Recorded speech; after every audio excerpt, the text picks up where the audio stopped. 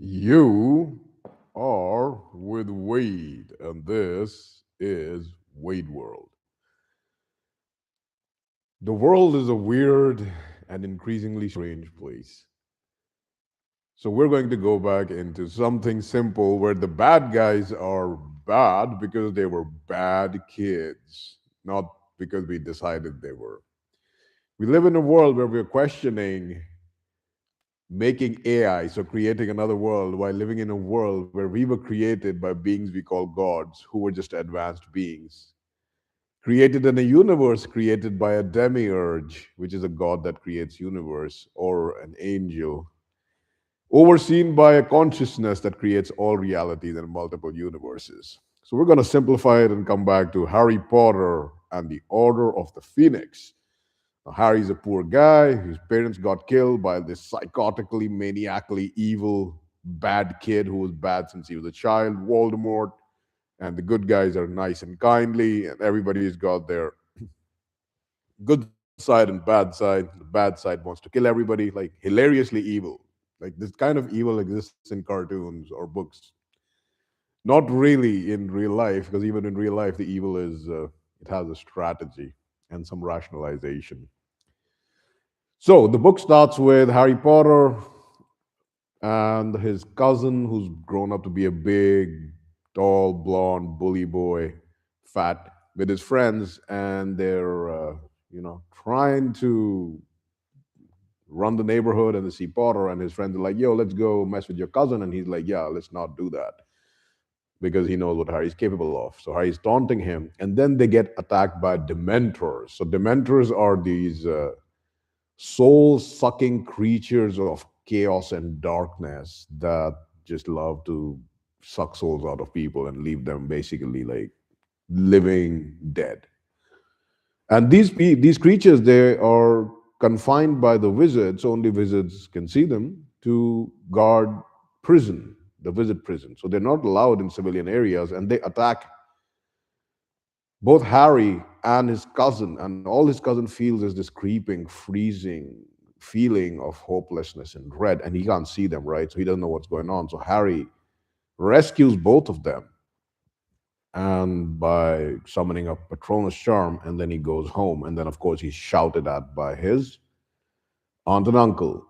Interestingly, because Harry came back in the last book and said, "Hey, Voldemort's back," and then the minister was like, "Stop spreading lies." Interestingly, he gets a letter pretty much immediately from Ministry of Magic saying, "You've been expelled for doing an Patronus charm, which is pretty advanced, in front of a human who's not a wizard." And the uncle is like, "Oh, now you're in trouble, boy, because you've been expelled. Now we're going to really mess you up." And he's like, "Are you sure about that? Because now that I've been expelled, that means I don't have to not do magic while I'm on break with you. So now I can really mess you up." And that shocks them. So, anyway, Harry decides to leave because he's like, "Yeah, screw you guys. I'm going home." And I can do magic whenever I want. I'm an outlaw wizard. And the family's like, "All right, good riddance," but they're terrified. And then he gets a letter saying, "Yo, do not leave your aunt's house. Don't do that."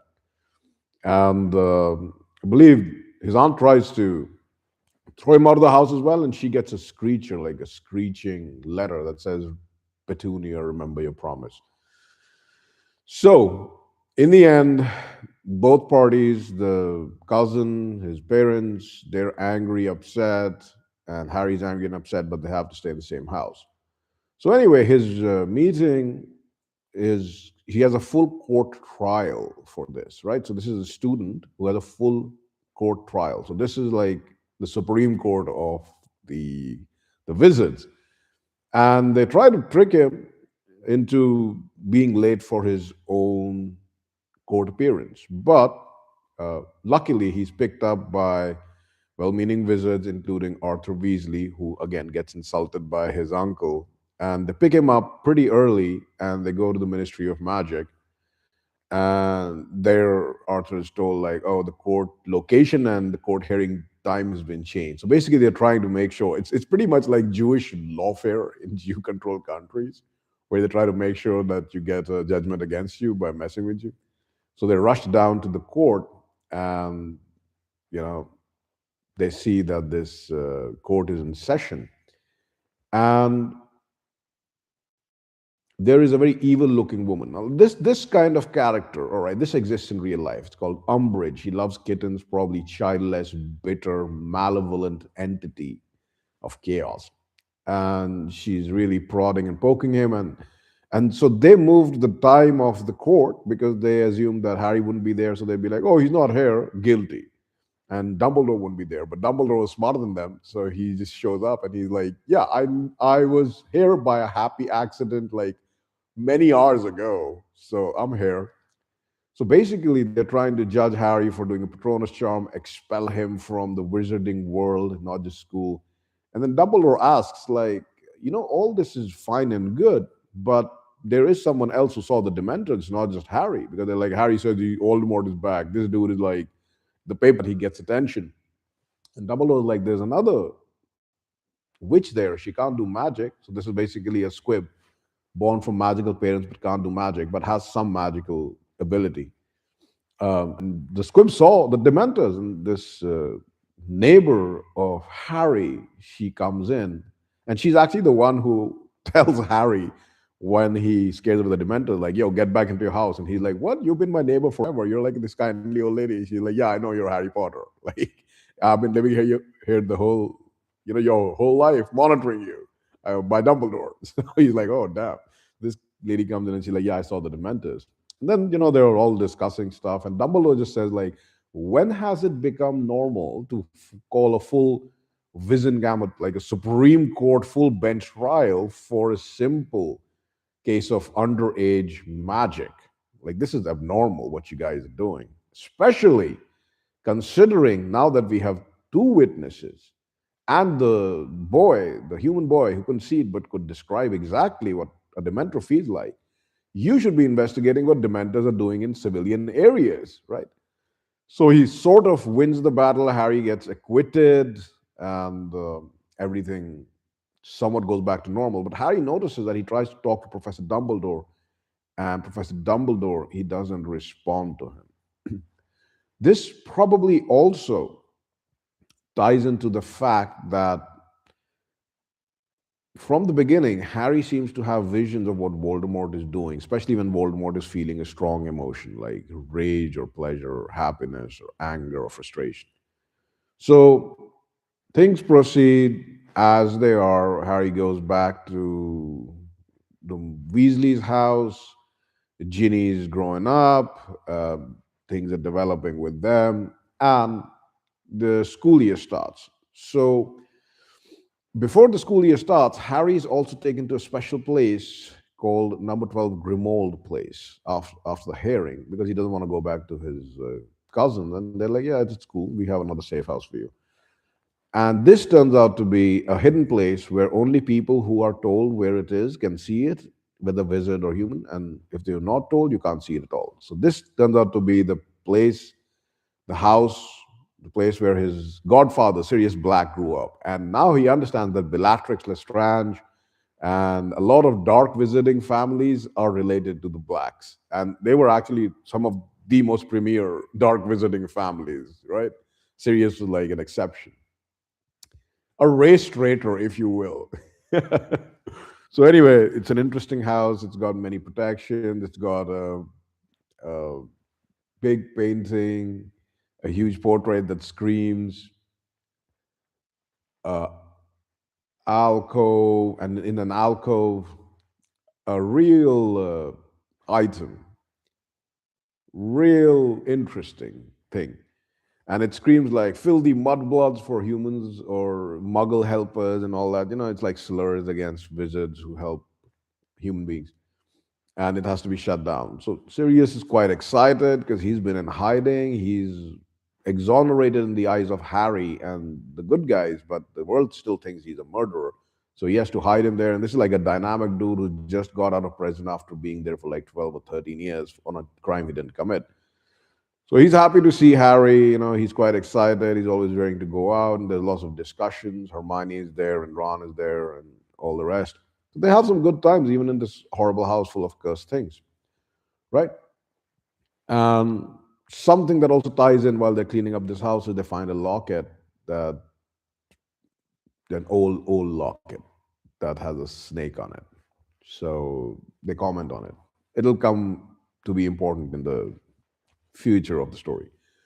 So anyway, this turns out to be the headquarters of the Orders of the Phoenix, and the Orders of the Phoenix is an organization set up when Voldemort was in power by Dumbledore, and it has a bunch of good wizards and good people helping the resistance against him. Now you have to understand, Voldemort in the comics is like this is the cool kid. He's just crazy from the get go. So it's like he's painted as some kind of genetic anomaly. But they want you to conflate it with people who they tell you are bad in real world. But this is not the case. If you're a genetic anomaly and you do messed up stuff, you are quite rare. In the real world, there's very few good and bad. There's more like who wins writes history, right? So they spend time in this place. The order is quite secretive. It is Dumbledore, and even has Snape, by the way, who is turns out is an order of the Phoenix member as well as an agent of the order in Voldemort's circle.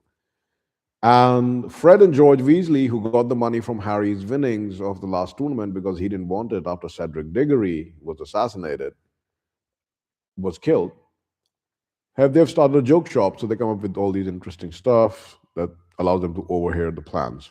So Harry hears a lot of confusion and frustration in Sirius's tone because everybody like, yo, you're still a guilty man in the eyes of the law and the media and people. Nobody's exonerated you publicly. We know you're not guilty, but we have no evidence, dude. You let the guy who was responsible for killing Harry's parents, kill them basically, Peter Pettigrew, escape.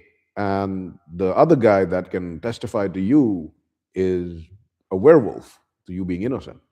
So he's quite frustrated. He wants to be out and about. He's a dynamic dude, sounds like a high testosterone dude. And even in books, in all the memories, he's like the most good looking cat. So obviously, you know, people like that like to be active. So time passes by. Harry's happy to be with Sirius and all these people. And then as the time approaches for them to go to school, Sirius becomes more and more sullen and despondent. And Harry gets it. He's like, nah, man, he's going to be here by himself. They have a house elf, and they can't release the house elf here. And that house elf really hates humans and Harry Potter's kind of wizards. He calls them traitors. And he's like, my master, Regulus, was great. Regulus Black, Sirius's brother, who was killed by Voldemort. We'll come to know later, although he joined Voldemort. So anyway, going forward, as Harry Potter gets to the school, they come to find out that George and Fred have also opened up a massive joke shop. They're doing great in business, and it's all due to Harry. So they accrue that. And then when they get to the school, this might be the first book in which the horseless carriages that always pull Harry and his friends to the school from the train, from the Hogwarts Express, Harry can actually see for the first time. It's like skeletonized horses are pulling them, and nobody else can see it except Luna Lovegood. And she says it's because you've seen death. If you've seen death, then only you can see these creatures that are called Thestrals. So anyway, they go into the school, and they're shocked to find that apart from Hagrid, who's still a teacher, that little toad-like, kitten-loving, psycho, malevolent woman is now going to be the teacher of Defense Against the Dark Arts.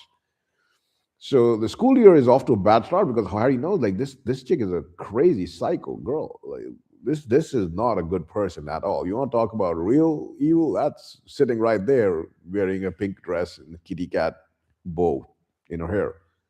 So anyway, the school year starts, and because Harry's involved in the Order of the Phoenix, he knows it's there.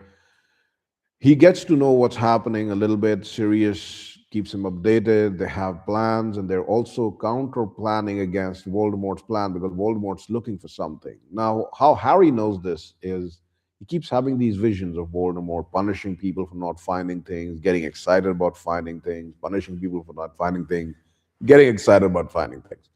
And he's trying to figure out what exactly is going on.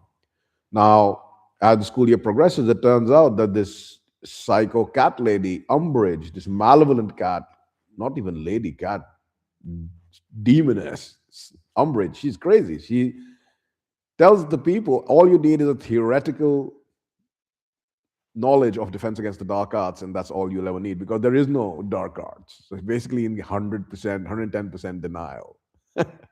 And people like that obviously turn to the dark arts themselves if they ever come up. And people are like, yo, so you're telling me if someone punches me, I should just read a book about how to defend myself but not really do anything? Someone punches me. She's like, no, nobody's going to punch you. Violence doesn't exist in this world.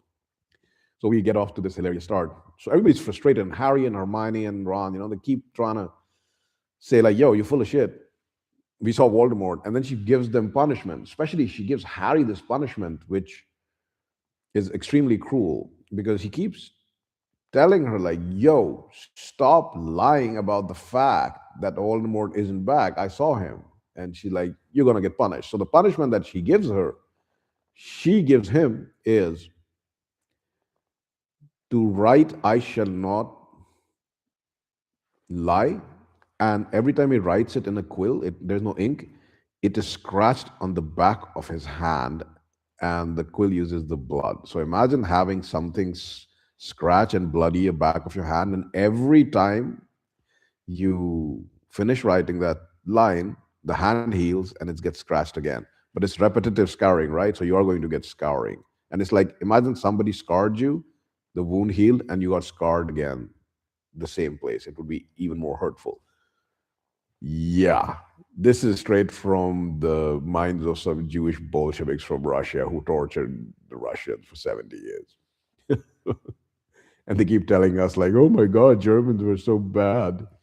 Look at us. We're like demented, goblin looking motherfuckers. And we are the good guys. And those, you know, blonde, honest looking people are evil. This is the real world. This is not Harry Potter, by the way.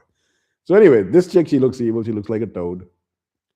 It would be have been really on the nose, but again, the Jew didn't write this book, but it would have been on the nose if a Jew wrote this book that there would be a beautiful blonde girl, right?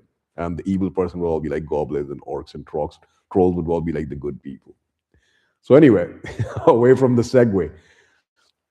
While Harry is there, now Umbridge gets increasingly more authoritative because she has power from the Ministry of Magic, and she starts overstepping her role.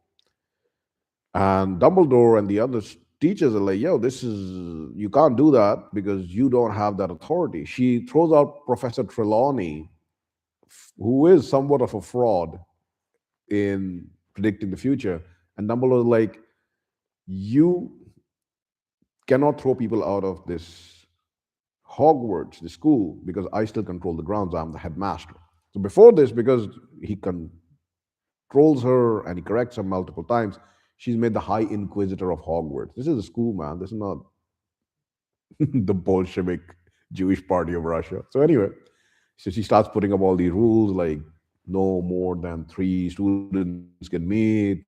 All students have to re-register their clubs and whatnot. So Harry is encouraged to start a club that teaches real defense against the dark arts by Hermione and Ron and others.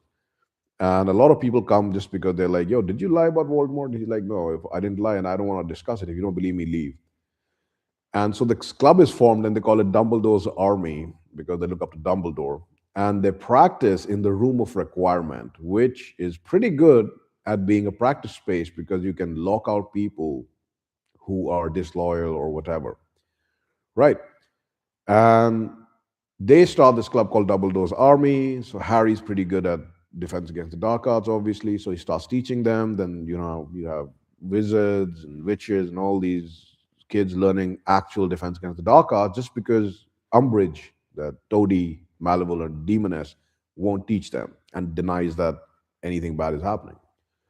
While all this is going on in the school, Harry also starts having vivid dreams about what Voldemort is doing.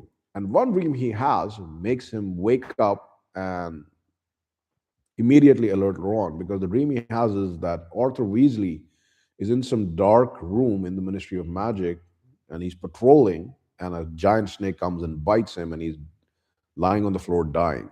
So he immediately wakes up and he wakes Ron up, and Ron immediately sends a message through secret channels to the Order of the Phoenix, who go to what Harry describes as the room. He doesn't know what the room is, and they actually find Arthur Weasley on the ground being bitten by a snake.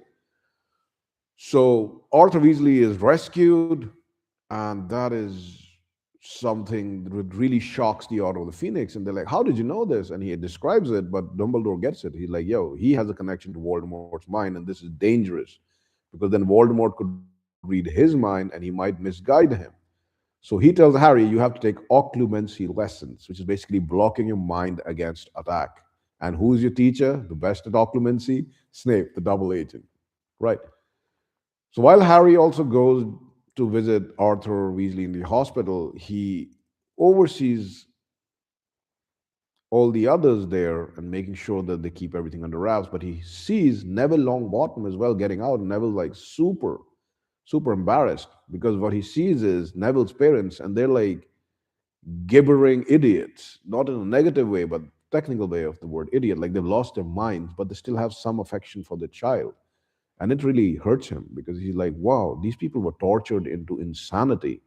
His parents, that must really hurt him, right?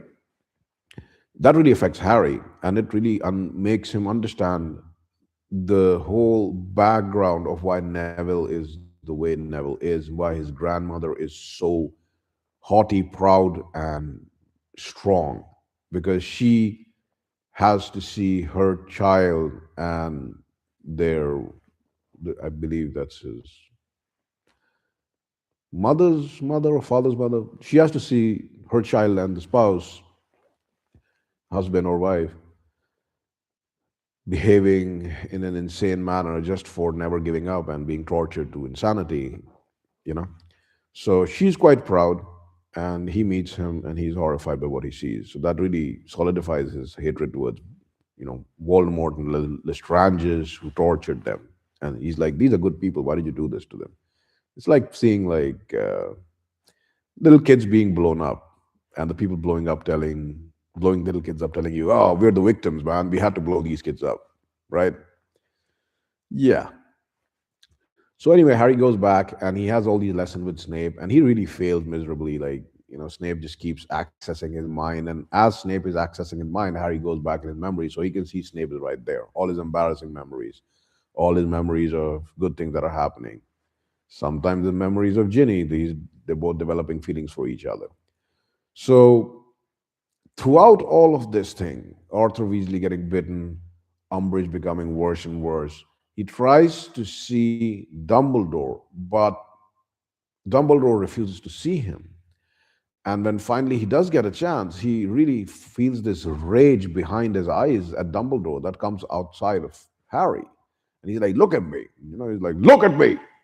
Then Dumbledore looks at him, and he doesn't really say much, but we'll get to the point of why Dumbledore was behaving the way he was. So anyway, things continue to get worse in Hogwarts. Like Wade said, like the toady demoness gets this position of High Inquisitor. She has authority over teachers, firing, hiring students, laws, and all that. And this finally comes to a head when she tries to throw out Professor Trelawney, and Dumbledore's like, "You might be the High Inquisitor, but I still am the owner and headmaster of the school, and I have authority over the grounds, and you can't throw anybody out." So he's like, "Yo, go back, Trelawney. It's all right. You can stay. Don't cry." So because it was a very humiliation. It was a humiliation, a very humiliating way she tried to throw that teacher out. So as things progress, she also then sets up an inquisitorial squad, and then you've got Draco Malfoy and other things. Draco, by the way, is a name that means dragon. So that's a pretty cool name to give to, to a child. Oh, and there we go. We got a blonde, blue-eyed, good-looking cat who's the evil guy, right? And the Malfoys are all blonde. Yeah, so I guess some of the elements did creep up. Wow. Oh, the self-hatred and really did a number on the Brits. So anyway, so she sets up this inquisitorial squad, and they're like find out very quickly that kids are going to practice the defense against the dark arts somewhere, but they can never get in. They got Filch, the guy who hates everybody, to help them, but they can never get in. And finally, while this is all going on, Cho Chang was the ex of Cedric Diggory, who passed away, and Harry always liked her. So they start developing some kind of feelings and somewhat going out together. And things come to a head when one of her friends, because, like all girls, she can't be alone, especially attractive girls, she has to have a coterie, and her coterie don't really like Harry or the idea. So once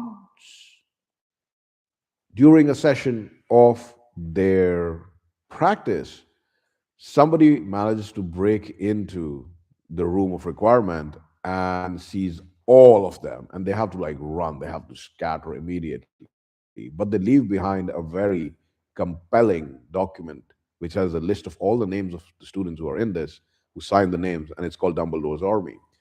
So they're really furious, like someone had to be betraying them for the other people to gain access to the room of requirement and this document.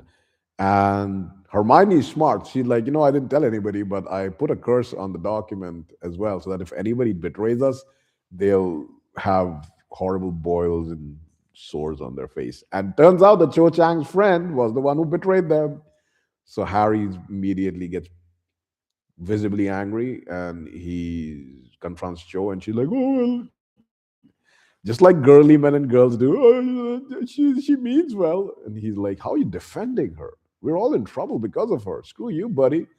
So that's the end of that. And then Ginny can step in, because she's got her eyes on Harry as well. And the result of this big blow up is that Umbridge gets elevated to a position above the headmaster, and then and before that, she takes a bunch of people and goes to the headmaster's office. And she calls people from the ministry, and they're like, "Yo, arrest this fool because under his watch, these things are happening." Initially, she goes there to arrest and expel Harry and all the kids. But then, while Dumbledore's there, Harry's there, and a bunch of other students are there, she's like, "Yeah, they're going to be expelled and they're going to be put in prison." Dumbledore's like, "But why are you putting these kids in prison? You think they are the masterminds behind it?" And she's like, "What do you mean are they the masterminds behind it? Look at this, Harry Potter, that's the first name. All these kids, these are the troublemakers." And he's like, "Yes, but they called it Dumbledore's Army. So obviously, this is a scheme that I hatched, and I am the supreme leader of this army." Mind you, Dumbledore didn't even know or feigned ignorance that they were doing it, but he had no hand in this army. Harry Potter and his friends called it, Hermione and Ron and everybody else called it Dumbledore's army because they looked it up to him. But at that moment, because he wanted Harry to stay in school because it would save his place for him outside of his cousin's home, he's like, "Yeah, it was my idea. I'm the guilty one." So they're all shocked, but they're all immediately happy because they're like, "Yo, we were trying to arrest Harry, but now we get to arrest Dumbledore, who's like the prime mover because he declined the Minister of Magic position multiple times. He's a constant thorn in the side of the propaganda the ministry is spewing. Everybody respects him and loves him. So he's like, all right, so we're going to arrest you." And Dumbledore's like, "I said I was guilty. I didn't say I'd let you take me." And then he basically like grabs his hand, his together, like claps his hands together and grabs his phoenix, and they both disappear in a blaze of flame. And one of the wizards from the ministry, he's an inside agent, also from the Order of the Phoenix. He's like, "Well, the man's got style. You got to give him that."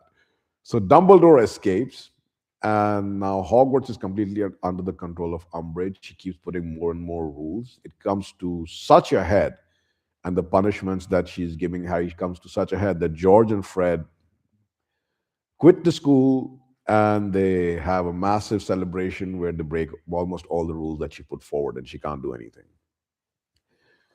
As things progress, things get worse and worse. So Harry and Snape's lessons finally come to an end when Harry successfully not only blocks Snape's effort to enter his mind, but the block is so powerful, he enters Snape's mind and he actually sees his father and Sirius and Peter Pettigrew and their werewolf friend, Lupin, right? As youngsters who are bullying Snape. And Snape is like this really weird looking poor kid, but he's also in Slytherin, so he's also somewhat evil. And while they're bullying him, Lily Potter comes and she was Lily Evans, guess, and he's like, "Stop bullying him, you crazy people!" And he's like, "I don't need your help, you mudblood!" Like he's so embarrassed that this girl that he has a crush on had to come and save him. It's like an affront to his masculinity from the other guys who were bullying him, like hanging upside down from his legs in the air, taking off his trousers, like his underwear, his robes up over his head, his underwear is floating loose. So that breaks the relationship between him and his crush, who've known each other since they were kids, because she's like, "You uttered an unforgivable word to me. You hang out with the wrong kind of people. I keep defending you against weirdos, but there's enough's enough, man. Like, I'm done. I don't want to do this anymore." And then Snape forces Harry out of his mind. So Harry's, for the first time, he sees his father as a young kid. He's happy and all, but he also sees like, wow, he wasn't the saint that I thought he was. Like all of these kids, they just like Snape's no saint either, but that's just straight up cruelty that they were doing to him. So anyway, Snape says, "I'm not going to teach you occlumency anymore. Get the hell out." Because he's like, "All right, now you've become big and strong enough to not only block my attacks but access my memories and my really embarrassing memories. All right, time for you to go." So Snape's lesson with Harry's are over. Umbridge is becoming more and more powerful. And at the end of the day, she wants to really control the entire school under the Ministry of Magic, and every little thing sets her off. And finally, she gets an opportunity to figure out a way to punish Harry and get all of Harry's gang and the Order of the Phoenix's student participants, under arrest or expel them from school, send them to Azkaban or something. Right.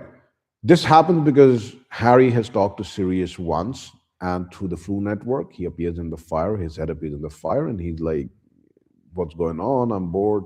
Harry's like, "You shouldn't be taking these chances." And he's like, "Don't tell me what to do." And then the second time they try to do this, someone tries to actually catch Sirius's head in the fire, and that's Umbridge's hand. But they don't catch Harry. So Harry has another dream, and this is where things come towards the ending, right? And this dream, Voldemort is standing in the same room and he is laughing over the dead body of Sirius or the unconscious body of Sirius. And Harry panics. He doesn't know who to tell. He called Sirius via the Flu Network. Sirius isn't at home. The house elf creature, he's like, "Master has gone where no one will return." Which turns out he was just lying. Sirius was just in the next room. Right. So Harry calls Sirius, doesn't find him there, and he's like, "Oh damn, my visions are right. Dumbledore's out, so he can't tell anybody. He can't really contact anybody else from the Order of the Phoenix." So he breaks out at night to go to Professor Snape, trying to tell him, and Umbridge catches him, and she's like, "Oh, I found you. You broke many rules. This is some kind of conspiracy." And he's trying to tell Snape in code, like Sirius's code name was Padfoot because he was a big black dog. He could turn into a big black dog. Harry's father could turn into a stag. Peter Pettigrew into a rat because he was a rat, figuratively and physically, to give companionship to Lupin, who's a werewolf. So he tries to tell Snape, like, they've got Padfoot in the place where the secret thing is kept. And Umbridge is like, "What is he talking about? What is he saying to you, Snape?" Because she thinks Snape is really good, right? Because he's Slytherin. He seems absolutely at ease with everything she's doing. And he just looks at Harry and he's like, "I have no idea what this boy is saying. He seems to be insane." And he leaves. So Harry's like super frustrated. And then she's like, "I'm going to punish you. I'm going to torture you. I'm going to torture Ginny. I'm going to torture Hermione. I'm going to torture Ron. Tell me where it is. Tell me what you're hiding. Tell me what you're talking about." And then Hermione comes up with the great idea of taking them into the Forbidden Forest. Now, here's something very interesting. Because Umbridge is in control, right? She definitely expels Hagrid as a teacher because this dude is well meaning, but pretty low IQ and quite incompetent, not socially aware of what he's doing. And he was kept on as staff after being forgiven, as like, oh, we made a mistake, we messed up, so you can be a staff. And he's pretty good at what he does as a magical creatures teacher, but he's not really intellectually all that. So when she expels him, he introduces Harry, Hermione, and Ron to his brother, um, maybe maybe his brother, or to the centaurs. And his brother's a giant, and the giants are very violent. They're even like zero IQ, almost like negative IQ. And the only person that can calm him down is Hermione. Wade may be skipping forward in the story, but we're going to go through all the stories, so that's that. But also, while Hagrid takes them to the forest to introduce them, and he's like, I'm getting expelled, so someone has to take care of him and feed him, just visit him for once in a while. He meets the centaurs, and centaurs are notoriously ruthless, and they don't like wizards, and they don't like people encroaching upon their space, which they consider the forbidden forest to be. And they consider everybody beneath them. They're like stargazers and astrologers. They give him a warning like, all right, don't make it a habit to come here again because we will kill you and your kids. We don't care. So he's like, yeah, don't talk to me like that. So anyway, this was the experience of Harry, Hermione, and Ron with the centaurs in the forest. And now we come back to the point where Umbridge is like, tell me where it is, tell me where it is. And Hermione comes up with a bright idea. I mean, she's like, all right, Harry, just tell them. And Harry's like, what? What are you talking about? I'm not going to tell them anything. She's like, tell him where it is. It's in the Forbidden Forest. Let's take it there. And she's like, oh, something in the Forbidden Forest. That makes sense. And then everybody's like, Draco Malfoy and all the guys are like, we'll come with you, Professor. And she's like, no, no, you shouldn't come with me because now being the demon cat, demoness, she's like, if it's something powerful, I can probably keep it for myself and gain even more power. So she's like, all right, I will take all your wands, Harry, Hermione, Ron, and you will lead me to this place at wand point. So it's like gunpoint, but wand point. So they're like, all right, they lead her into the forbidden forest. They're stumbling, and they're trying to figure out where they could lead her to get away from her. And she's getting frustrated. She's like, did you come here to kill me? Did you bring me here to kill me? Like, this is paranoid demoness, right? Projecting onto others what she would do herself to others. And Hermione's furiously trying to think of a plan. And then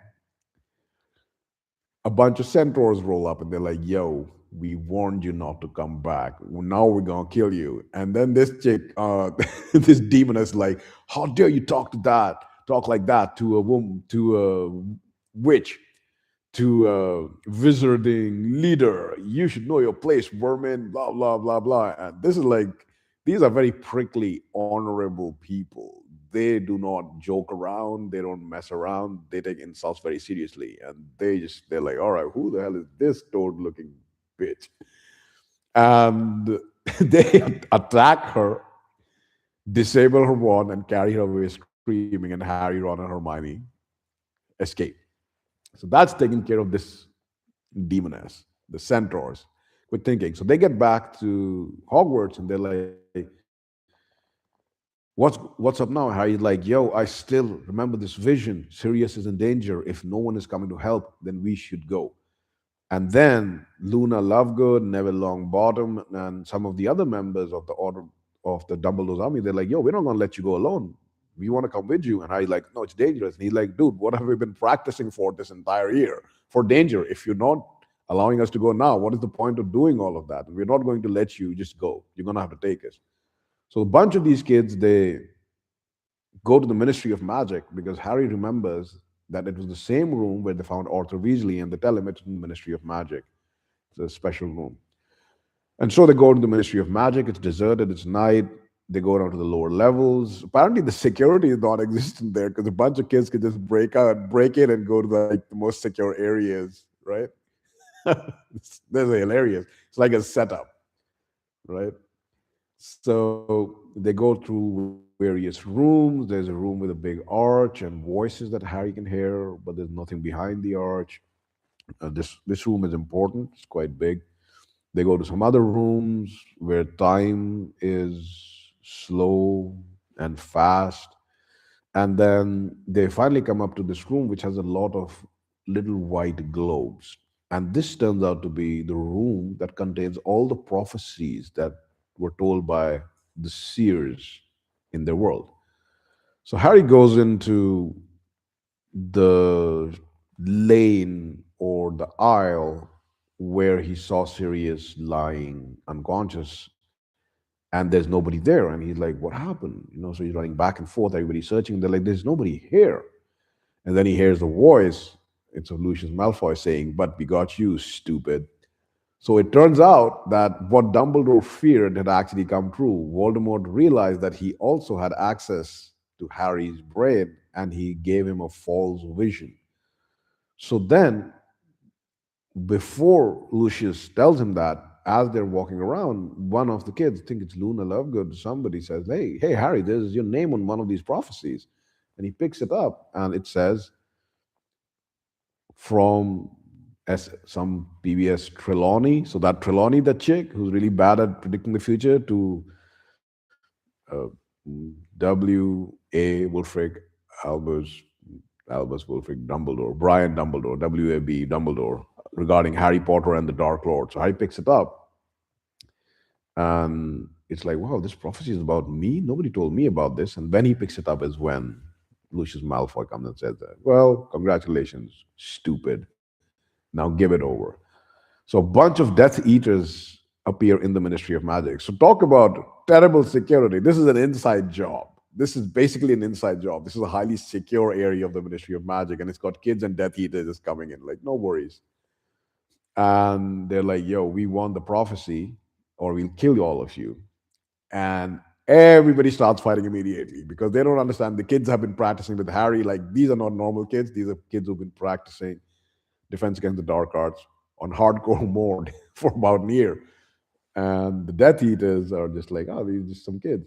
So they start fighting. A lot of prophecies crash. And when the balls, the small white balls, globes of the prophecies crash, the prophecies come up in white, misty, shadowy form, person giving the prophecy.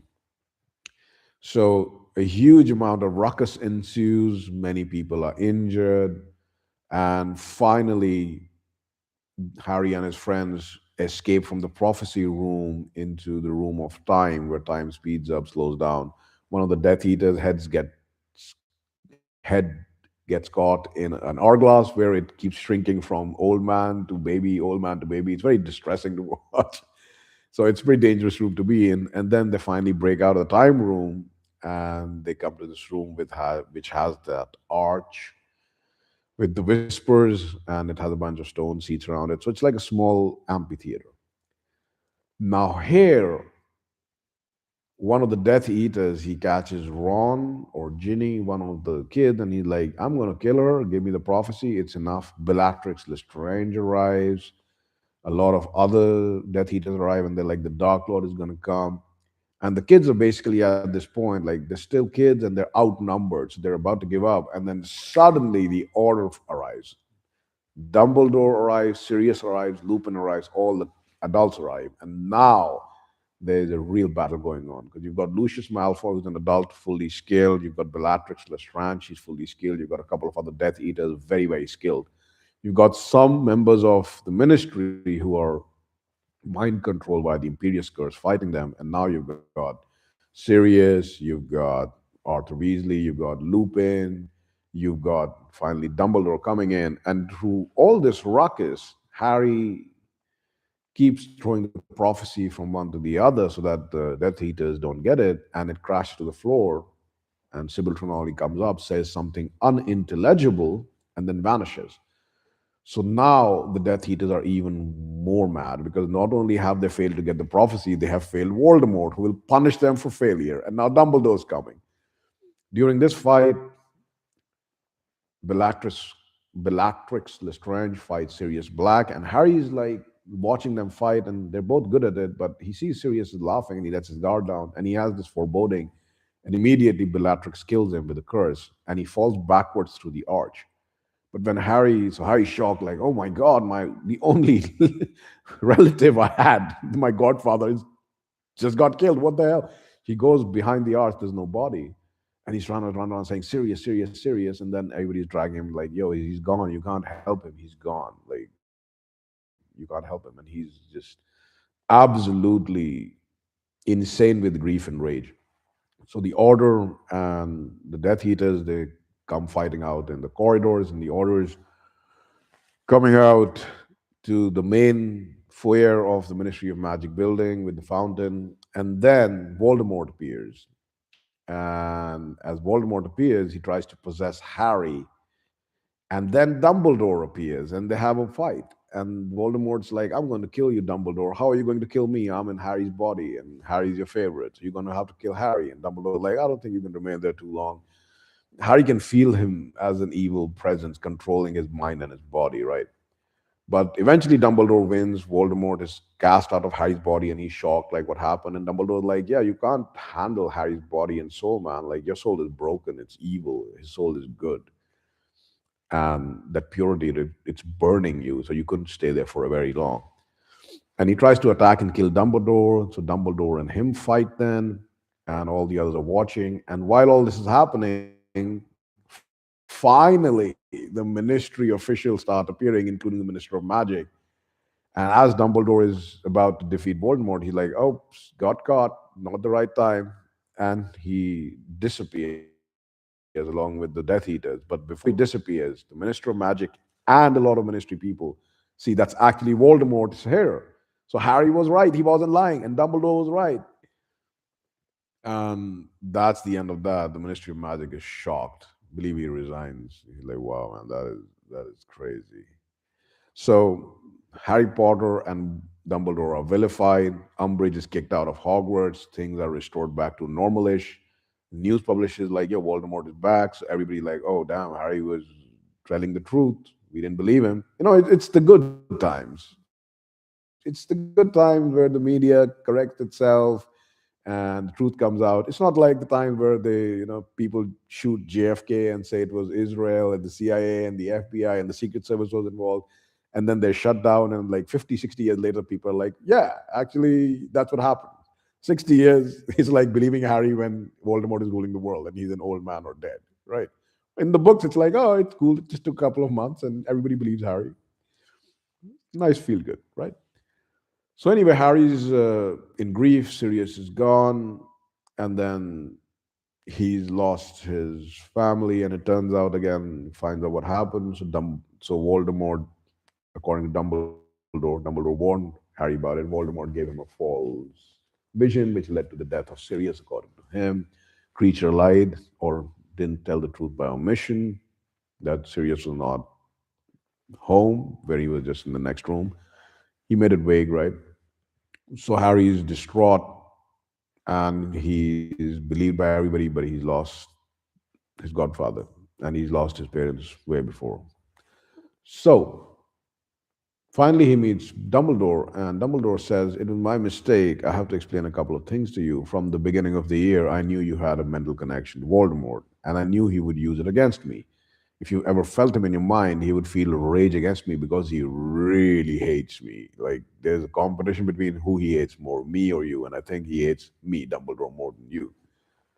And I was afraid that if I let you near me or if I let you look into my eyes, I would give access to Voldemort. That's why I got Snape to teach you. But now I realize it was a mistake and I should have told you what was happening, because you can push him out of your mind by the love and affection you have for Sirius. That's literally how you pushed him out of your body, because you were so distraught over losing Sirius, and he couldn't take that grief and pain, and he had to leave you in the Ministry of Magic, right? And Dumbledore says that was my fault. I was trying to avoid you, avoid your eyes, because I knew Voldemort had the connection to you, and these things came true. But now we're back. You lost someone close to you, but we have to move forward. Now everybody knows the truth. War is coming. The dude is back. He can't hide anymore, and the Ministry can't deny anymore. So this is how Harry Potter and the Order of the Phoenix finishes. They're all grown up.